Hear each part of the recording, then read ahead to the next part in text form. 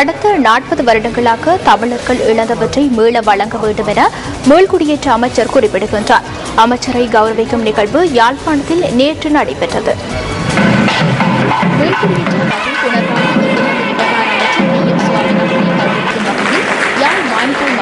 ஏற்பாடு செய்யப்பட்ட நிகழ்வு மானிப்பாய் பிரதேச சபை மண்டபத்தில் இடம்பெற்றது.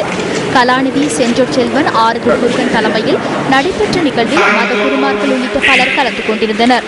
எத்தனை வயது போனவர்கள் என் ஊருக்கு போக வேண்டும், என் கோயில் குலதெய்வத்தினுடைய மணி ஓசை கேட்க வேண்டும் என்று சொல்லியே இறந்து விட்டார்.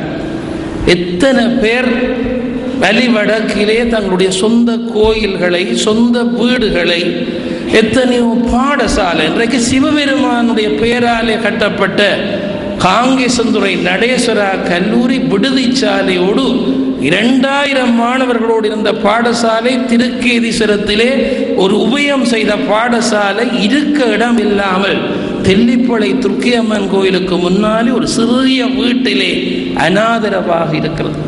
விரைவிலே நடேஸ்வரா கல்லூரி தொடக்கம் வலிவடக்கில் இருக்கிற அத்தனை கோயில்களிலும் மணி ஓசை கேட்க வேண்டும். இன்று காலை நான் சென்று இந்த இடங்களை பார்த்தேன். அது என்ன அழகான ஒரு விவசாயம் செய்ய முடியுமான ஒரு தங்க பொக்கிஷம் என்று தான் நாங்கள் கூற வருகின்றேன். இதையெல்லாம் இழந்து மக்கள் தங்களுடைய வீடுகளையும் இழந்து அவர்களுடைய வருமானத்தையும் இழந்து இன்று அழிந்து இருக்கின்றார்கள். இந்த ஒரு நிலைமையை நாங்கள் மாற்றி அமைக்க வேண்டியது எங்களுடைய கடமை. 1000 கோவில்களை கட்டினாலும் இந்த வீடுகளை திருப்பி இந்த மக்களுக்கு திருப்பி கொடுத்தால் அது பெரிய ஒரு சேவை என்று தான் நான் கூற விரும்புகின்றேன். 40 வருடமாக தமிழர்கள் இழந்த அவர்களுடைய பொறுப்பை உண்மையாக நாங்கள் கொடுக்க வேண்டும்.